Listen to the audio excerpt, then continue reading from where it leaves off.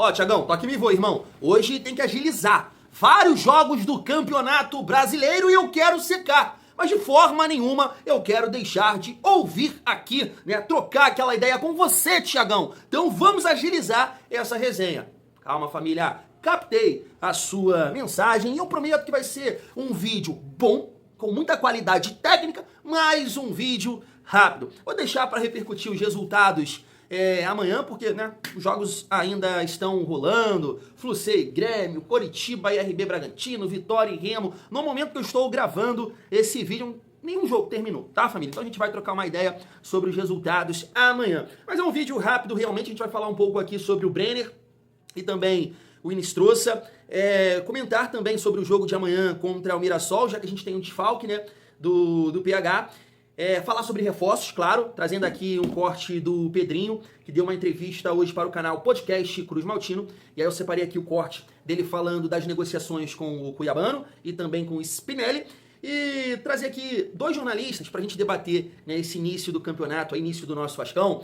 O Jorge Igor, estava analisando também esse momento do Vasco, e o Formiga, né, que analisou também lá na GE TV, falando das saídas do Verrete, do Ryan e das chegadas do Inestrosa e também do Brenner, para a gente trocar uma ideia e ficar show de bola. Claro, família, falando aqui também dos últimos detalhes dessa situação aí do Spinelli. O Del Valle já respondeu, o Vasco parece que tem o ok do jogador, eu acho que tem sim um acordo já com o atleta, agora tem que acertar com o time equatoriano. Então chega aí que tem muita resenha pra gente fechar essa quarta-feira, mas antes, deixa eu te pedir aquela moral, se não for inscrito aqui no canal Vasco em Família, se inscreve, deixa o like, comenta, hypa o vídeo pra fortalecer o trabalho do Thiagão. Deixa o Thiagão pegar um ar aqui.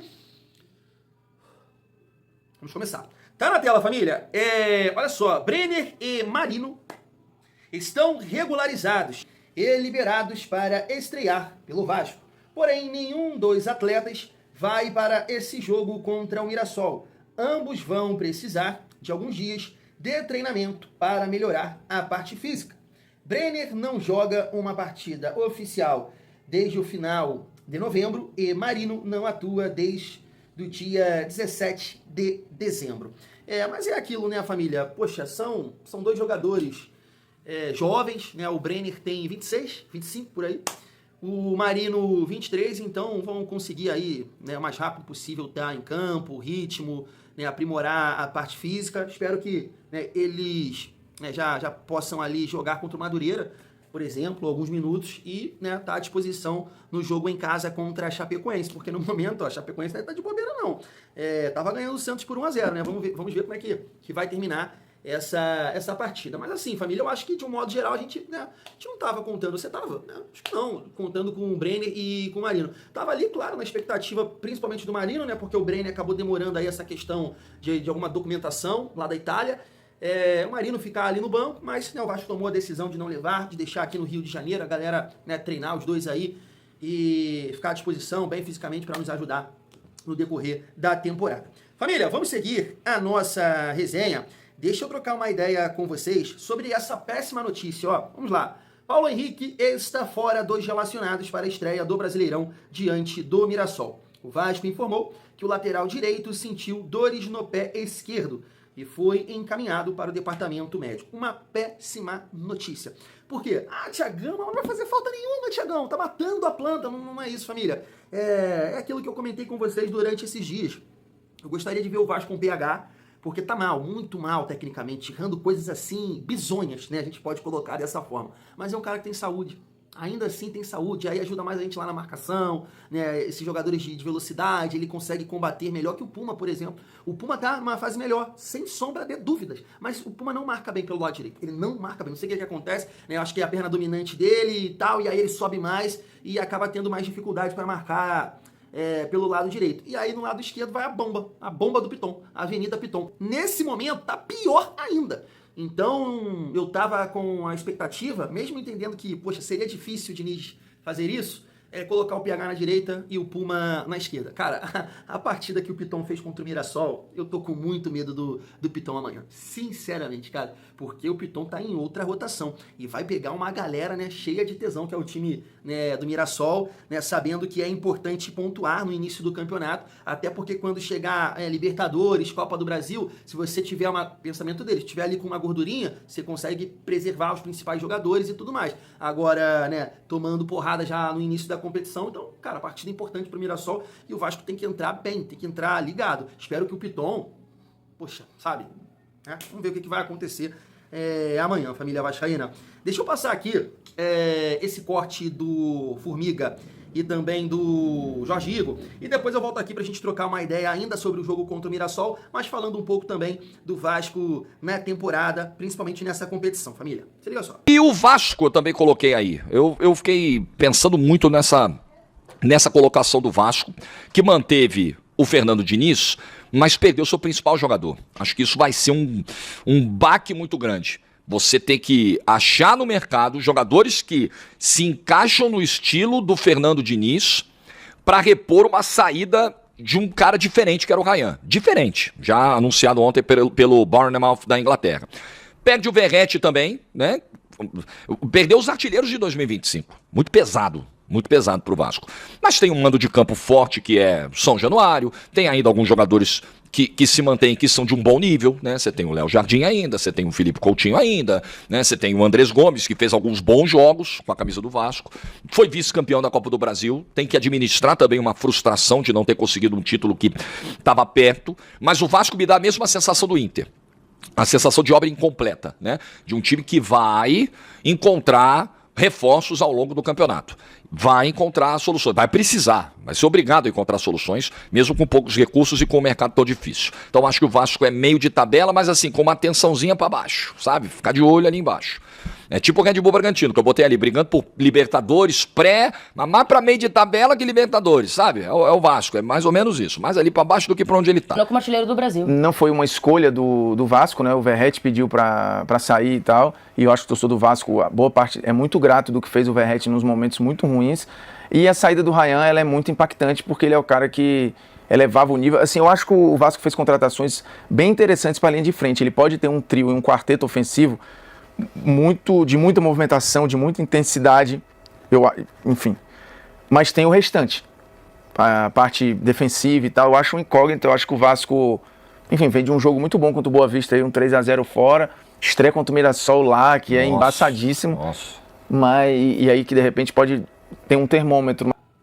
Jorge Igor, vamos te surpreender, irmão, calma, você vai ver. Família, mas pegando o gancho ali do Formiga, que falou que o Vasco tem um adversário muito difícil na estreia, e eu concordo plenamente, tá aí, ó. Deixa só pontuar essa questão da estreia. Vasco tem retrospecto positivo nas últimas 10 estreias no Brasileirão. 7 vitórias, 2 derrotas e 1 empate. Eu tava até lembrando isso com vocês no nosso vídeo da parte da tarde. Lembrei do nada, né? O Vasco em 23, 2-1 contra o Galo, 24, 2-1 contra o Grêmio, 25, 2-1 contra o Santos. Amanhã, fala você! Não preciso nem falar, né, família? Mas assim, cara, a galera tá, né, focando nessa situação do Ryan, porque é uma realidade, né, família? Era o principal jogador do Vasco, mas eu concordo com o Jorge Igor. O Vasco tem bons valores, tem bons nomes. Ele citou ali, né, o Léo Jardim. Claro que o jogador também que ele cita ali, que é o Felipe Coutinho, espera, né, um pouco mais. É um cara que realmente caiu muito, assim, eu acho que no conceito do torcedor do Vasco, de um modo geral. Claro que tem, né, torcedores que, cara, tapa-olho e não quer saber, mas caiu muito no meu conceito, por exemplo. Eu sou muito fã, tá, dele. Gosto muito dele, mas caiu muito no meu conceito ali, por tudo que fez na Copa do Brasil, por tudo que não fez, né, na Copa do Brasil, e nesse jogo também agora contra o nosso rival, só reclamando, sem, né, criatividade, sem nada. Eu sei que o coletivo influencia, e por isso, assim, até acho que com o Andrés Gomes e com o Inestrosa, com o Marino, vai melhorar para ele, né, 2 jogadores de mais mobilidade, movimentação, o próprio Brenner também, né, que é esse cara que faz facão, e o Felipe Coutinho, ele é muito inteligente, mas não dá só para colocar na conta dos companheiros, né. Eu lembro que eu citei com vocês que em vários momentos ali na Copa do Brasil, em que, poxa, teve ali a oportunidade de ter um pouco mais de frieza, de mais tranquilidade para decidir uma jogada. Cara, ele errava praticamente todas. Todas. Então, assim, caiu muito no meu conceito, tá? Não vou falar por vocês. Mas a gente tem a expectativa do PH voltar a jogar melhor. A cabeça de área me parece que tá mais ajeitada, né? Com o Barros e o Thiago Mendes. A gente inicia, apesar dos erros, com uma zaga melhor do que o início do ano passado. E a minha expectativa tá nesses dois jogadores. Isso eu não posso negar. Essa questão de mais saúde, de mais força, né? Eu quero ver como é que o Diniz vai encaixar esses dois para que eles possam nos ajudar nesse jogo sem bola, que é a minha maior preocupação hoje, porque acredito que o Vasco vai ter um ataque produtivo, né? Com o Andrés Gomes, com o Inistrosa, com o Brenner, com o Spinelli, se chegar, o próprio Cuiabano também ajuda nesse sentido, que encosta bem na frente. Eu acredito muito no ataque positivo do Vasco. A minha principal preocupação, tô batendo muito aqui nessa tecla com vocês, é a nossa defesa. E não pelo Cuesta e Robert Renan somente, é pelo coletivo. O Vasco se defende mal como um todo. Não é normal, família, eu falo isso com vocês, né? Não é normal em todos os jogos o adversário sair na cara do seu goleiro, mas isso é toda hora. Não é um lance, 2 lances. Numa partida, o Vasco permite o adversário a ter 3, 4 lances desse aí, pô. O Boa Vista teve 3, por exemplo. O Boa Vista, com a qualidade técnica, né, lá em cima para dizer o contrário, teve 4 chances na cara do Fusato. Isso não é normal. Eu não sei se é uma questão do Fernando Diniz, eu não sei o que é, família. Né? Eu coloco mais nessa estrutura, nessa forma de jogar do Vasco, que em vários momentos está optando por pressionar lá em cima, mas é uma pressão meia boca. Meia bomba. Aí o cara consegue sair, o time sai, o jogador de meio campo consegue ter, né, tranquilidade para acionar lá na frente, ou faz um lançamento mesmo e sempre acha um atacante livre, um jogador livre, eu sinceramente eu não consigo entender. Então, por mais que assim, Thiago, cara, eu tô confiante no Campeonato Brasileiro do Vasco, porque acho que o Vasco fez bons movimentos nessa janela e tá para fazer mais ainda, né? Vamos até trazer aqui o Pedrinho falando sobre isso. Mas essa questão da defesa do Vasco é uma preocupação. O Vasco precisa ajeitar isso. E aí a minha expectativa é nesses dois, no Andrés Gomes e no Inistrosa, para que eles possam, né, nos ajudar a ter mais força, né, competir mais fisicamente, pressionar, né, firme e dificultar pro adversário e não ter tanta liberdade de acionar os seus atacantes e atacar a nossa última linha com facilidade. Família vascaína. Em relação ao Ryan, cara, o Vasco não pode tentar substituir o Ryan. E nenhum torcedor deve jogar essa pressão na diretoria ou em qualquer jogador que o Vasco for contratar. Não, cara, é muito difícil, né? O Ryan, ele reúne, né, principalmente, claro, depois da chegada do Diniz, o cara é alto, o cara é rápido, né, tem a passada larga, bate bem, bate forte na bola, tava aprimorando ali a questão do jogo aéreo, tava se colocando nessa condição de se tornar o principal jogador do Vasco, de bater pênalti em momentos decisivos, não ser o Felipe Coutinho, então é muito difícil. Agora, o que não quer dizer que a gente possa ir bem no Campeonato Brasileiro. O Vasco tem que encontrar maneiras de conseguir vencer partidas, pontuar e não necessariamente tentar com a condição de substituir o Ryan. Né? A gente tem que ser produtivo de outras formas. E aí eu acho que a chegada do Inistrosa e com o Andrés Gomes, família, é assim, a minha expectativa maior nesse início de competição, família. Eu quero ver muito o Vasco com 2 jogadores de força, né, na frente, porque há muito tempo eu lembro que eu quero um atacante de lado, chegou o Andrés Gomes e agora chegou o Inistrosa. Né? Infelizmente a gente não vai conseguir ver no jogo contra o Mirassol, mas a gente vai acompanhar eles e eles vão nos ajudar aí no decorrer da competição e, claro, na Sul-Americana e Copa do Brasil. Carioca também, né, família? Eu tenho até aqui o provável Mirassol, família, rapidamente vou passar aqui para vocês que a gente troca uma ideia melhor no nosso pré-jogo, né? Walter, Igor Formiga, João Vitor e William Machado, o zagueiro do Ceará, né, que eu acho que até sondou, Reinaldo, Yuri Lara, ou Neto Moura, o José Aldo, né?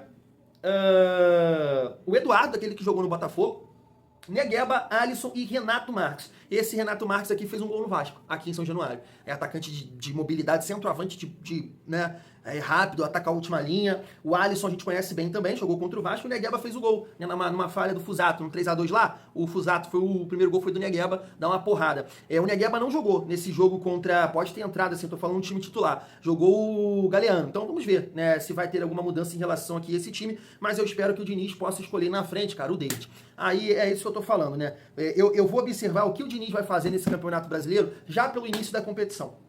Porque é muito claro, família, o que tem que ser feito amanhã, tá? É porque eu não tô no dia a dia e não sei se dá pra trazer mais força pra esse time titular. Não sei. João Vitor jogar, não sei. Não sei, você vai sentir estreia, Brasileirão, não sei. Mas alguma coisa precisa ser feita nesse sentido. Agora, se entrar amanhã, aí com o Piton, Pumita, que né, já perde muito na força em comparação ao PH. Aí tu vem com o Coutinho, Nuno, só o Andrés Gomes e o GB na frente, aí eu vou falar, o Diniz não aprende, mano. E eu tô falando isso aqui agora, independente do resultado. Porque se ganhar, eu vou continuar falando. Se entrar com esse time, eu vou continuar falando. O Vasco precisa de força, de saúde, família vascaína. E pra finalizar a nossa resenha, Deixa eu passar esse corte aqui do Pedrinho, né, numa entrevista com o canal Podcast Cruz Maltino, e depois a gente volta aqui um pouco para falar sobre o Cláudio Spinelli.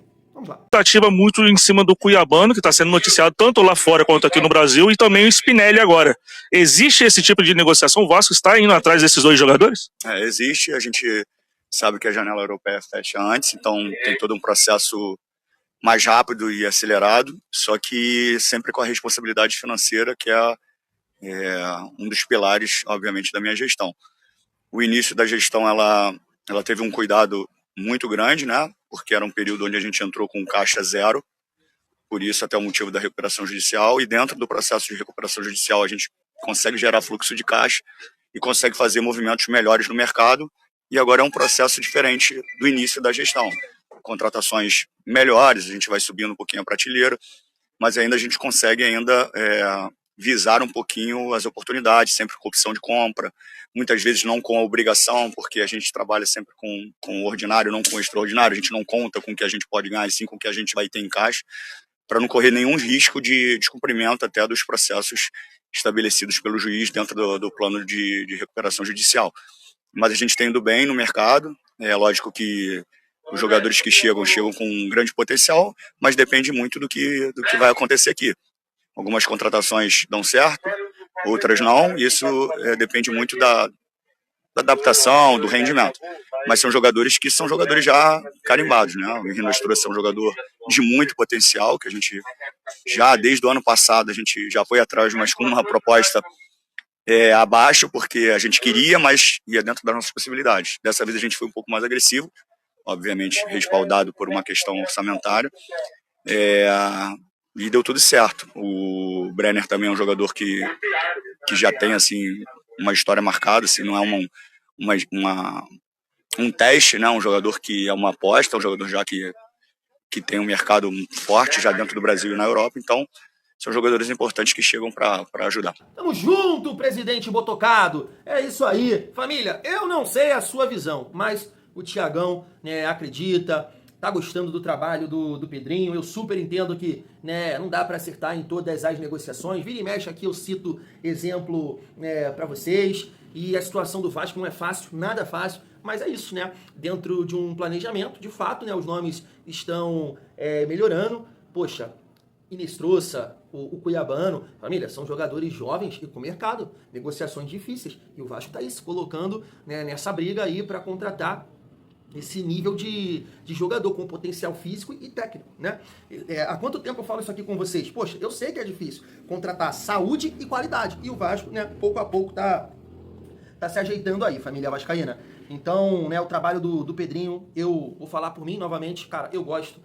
Fez o torcedor sonhar novamente em 2 temporadas. Eu sei que não é só flores, né? Como o Vasco terminou o Campeonato Brasileiro muito mal, mas semifinal em 24, uma final em 25. A gente espera, né, coisas boas aí nessa atual temporada, família vascaína. E vamos lá, rapidamente aqui trocando uma ideia com vocês sobre o Spinelli. A gente tem a informação que o Vasco conseguiu, né? Com ele tá tudo ok.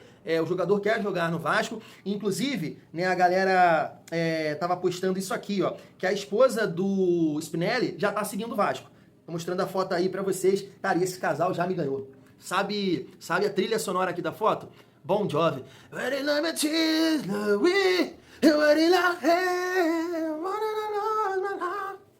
Pô, me ganharam. Fica tudo arrepiado, ó.